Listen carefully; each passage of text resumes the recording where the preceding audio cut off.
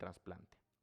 La primera poda de invierno consiste en despuntar la rama primaria a 60 a 70 centímetros de su punto de origen, tronco, en una yema que permita continuar el crecimiento longitudinal del árbol con una inclinación de aproximadamente 30 grados con respecto al tronco.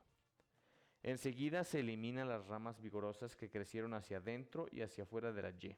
De las ramas laterales menos vigorosas respecto a la rama primaria con crecimiento en dirección de la hilera, aquellas con un ángulo de inserción de aproximadamente 45 grados se seleccionan como ramas secundarias, las cuales deben quedar espaciadas alrededor de 20 centímetros a ambos lados de la rama principal y crecer hasta 1 metro para cubrir el espacio que le corresponde a cada árbol, 2 metros. Las ramas secundarias seleccionadas se despuntan, eliminando el tercio apical. En la parte de las ramas secundarias, todo crecimiento erecto y el que interfiere se elimina, pero las ramas laterales pequeñas se dejan para fructificación precoz y sombra. Hay que tener presente que el objetivo de la poda es tener un árbol pequeño con una estructura fuerte y buena penetración de luz en todo el dosel. Hasta 1 metro el primer año se desarrolla en el eje primario o tronco del árbol, que soportará el crecimiento aéreo y la carga de frutos en los años venideros.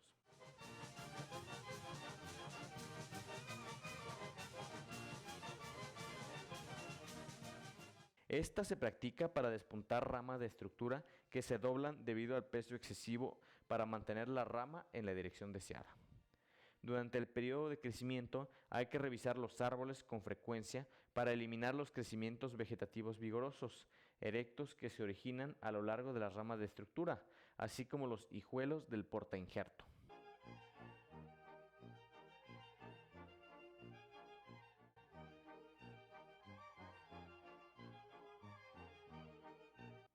La poda de invierno en los años subsecuentes tiene por objeto estimular: número 1, el crecimiento dirigido de la rama primaria de estructura, y número 2, la ramificación secundaria y el crecimiento de ramillas laterales a lo largo de la rama de estructura.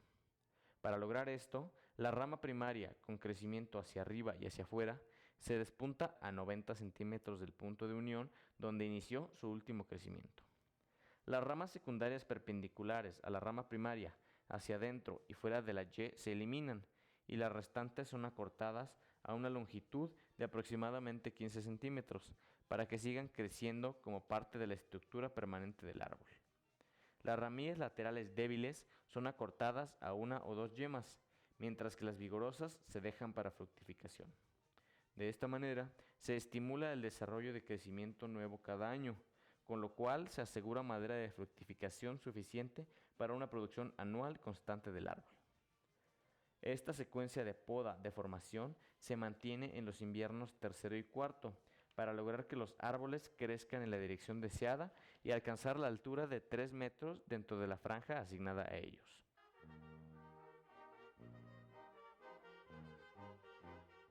Para podar un árbol selectivamente en función del volumen de la cosecha, se debe conocer la edad y tipo de madera que es fructífera en una variedad específica.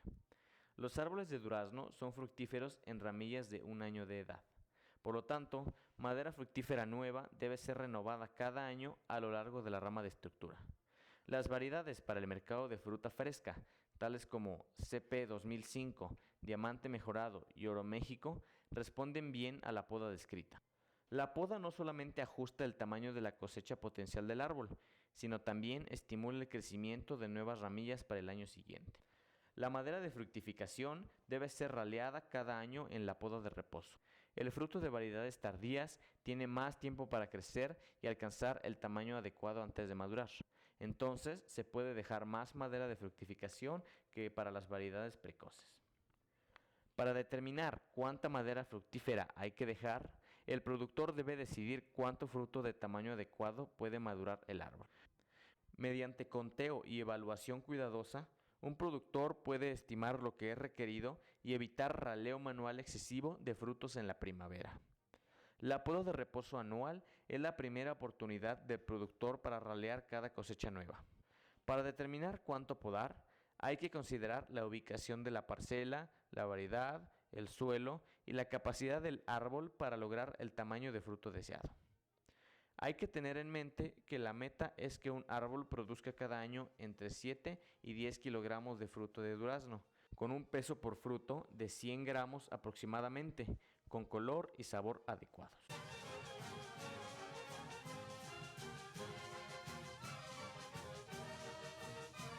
El crecimiento vigoroso de los árboles de durazno con frecuencia resulta en sombreado excesivo. Una vez que los árboles alcanzan la altura deseada, son despuntados o regresados al mismo punto cada año con tijeras manuales o poda mecánica. Hay que eliminar el crecimiento vegetativo excesivo en las partes superiores de los árboles para permitir que la luz del sol se infiltre, manteniendo la integridad de la madera de fructificación en la parte baja del árbol. La poda de verano se realiza también para remover crecimiento vegetativo excesivo y chupones vigorosos para suministrar más luz del sol al fruto y madera de fructificación en desarrollo. En condiciones óptimas, los durazneros producen más frutos de los necesarios para una buena cosecha. Por esta razón, se recomienda eliminar parte de los frutos después de la lignificación, endurecimiento del endocarpio o hueso. La cantidad de fruto que debe dejarse en el árbol depende de su edad y vigor. Sin embargo, la recomendación general es que los frutos en las ramillas deben estar espaciados a 10 a 15 centímetros. El objetivo del raleo de frutos es evitar la rotura de ramas por peso excesivo, aumentar el tamaño del fruto, mejorar el color, la calidad, evitar la alternancia, un año de alta producción y otro de baja, y además prolongar la vida productiva del árbol.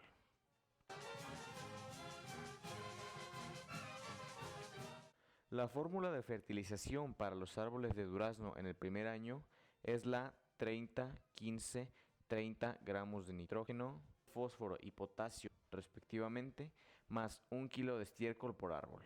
Dicha fórmula se duplica en el segundo año, 60-30-60-02, y se triplica en el tercer año, 90-45-90-03. Después de este año, la dosis se mantiene constante.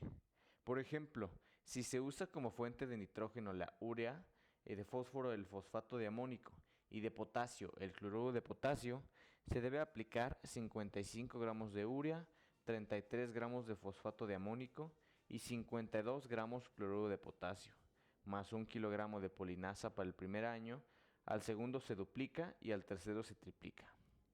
De tal forma, a partir del tercer año se estarían aplicando 165 gramos de urea, 99 gramos de fosfato de amónico, 156 gramos de cloruro de potasio y 3 kilos de polinasa a cada árbol.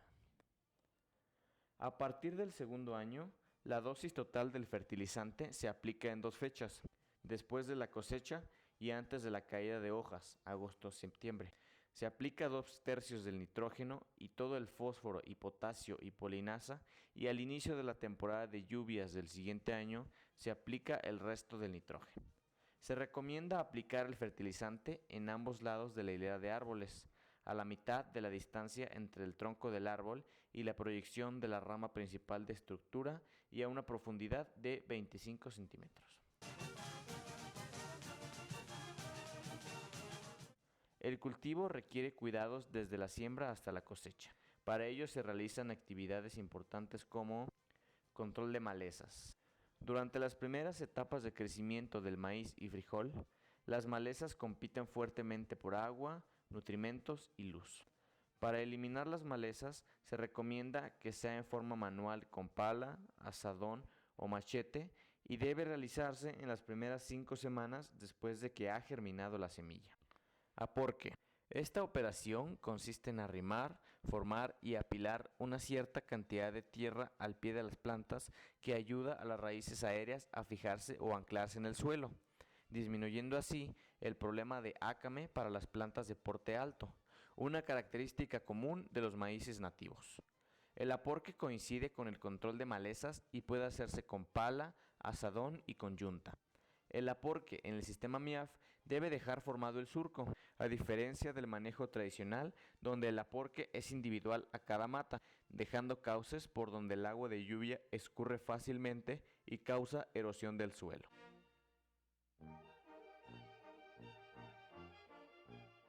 En el sistema agrícola MIAF, como en cualquier otro, Las plantas están propensas al ataque de diferentes animales, plagas y enfermedades.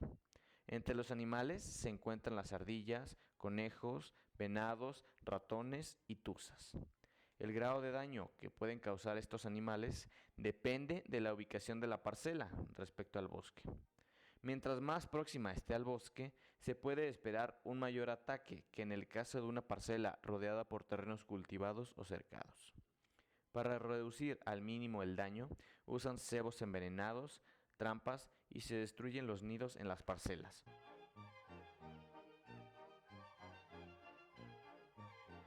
El productor debe revisar periódicamente su cultivo para detectar la presencia de plagas y o enfermedades que están dañando a las plantas. Cuando se detecte daño, se debe proceder a la aplicación de los agroquímicos que se recomienden para cada especie, evitando el uso indiscriminado de plaguicidas. Esto requiere de asesoría de un ingeniero especialista. Árbol de durazno.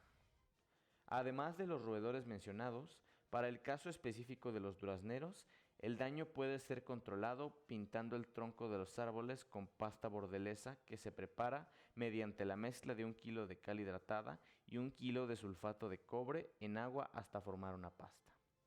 Los pájaros también constituyen serios problemas para determinadas regiones y épocas del año en el caso de variedades con frutos de color rojo y de pulpa blanda.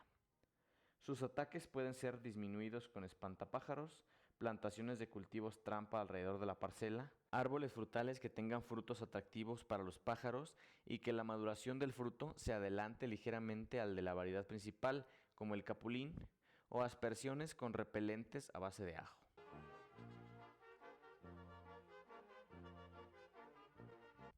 Insectos. Los más comunes en los árboles de durazno son la araña roja, chinche de encaje, trips, áfidos y escama de San José. Enfermedades. Las enfermedades endémicas son la verrugosis, tiro de munición, cenicilla polvorienta, gomosis y pudrición morena del fruto. Maíz. Insectos. Los insectos que frecuentemente se observan en esta especie son los trips, pulgones, pulga negra, chapulines, gusano cogollero, gusano elotero, gusano de alambre y ácaros. Enfermedades. Las enfermedades más comunes son el carbón, el mintosporium, roya y pudrición de la mazorca. En las regiones de proyectos de manejo sustentables de ladera en general, los materiales nativos de maíz son tolerantes a los insectos dañinos y enfermedades. Además, la incidencia de estos últimos no rebasa el umbral económico, excepto en algunas zonas específicas. Frijol. Insectos. En esta especie, algunos de los insectos frecuentes que pueden causar daño significativo en el rendimiento son la conchuela del frijol, picudos, frailecillos, mosquita blanca, chicharritas, diabrótica y gorgojo. Las enfermedades más comunes son la antracnosis, chahuixtle, roya, tizón o bacteriosis común. El control de plagas y enfermedades del frijol en las sierras no se practica por razones que se mencionaron para el caso del maíz.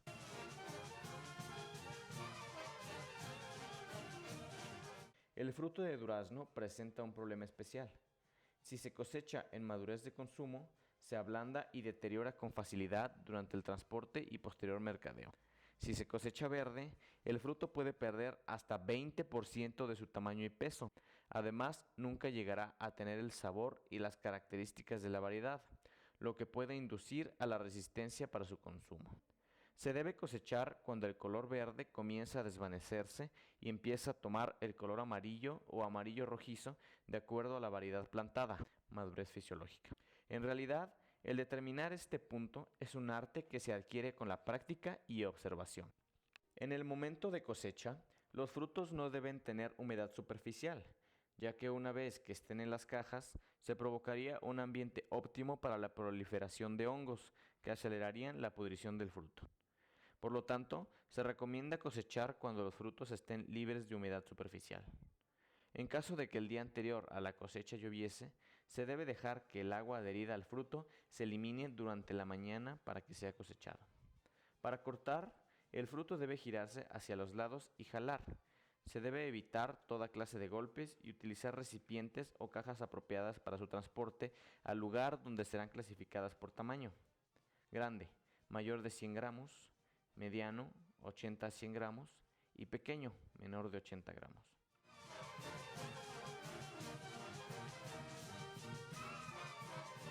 En el sistema MIAF, dado que es una alternativa para incrementar la productividad de las especies que lo integran, a través de la producción de fruta de calidad, el ingreso neto familiar se ve beneficiado al obtener al menos de 2 a 3 salarios mínimos por día durante todo el año y además tiene el suficiente maíz y frijol para su consumo anual.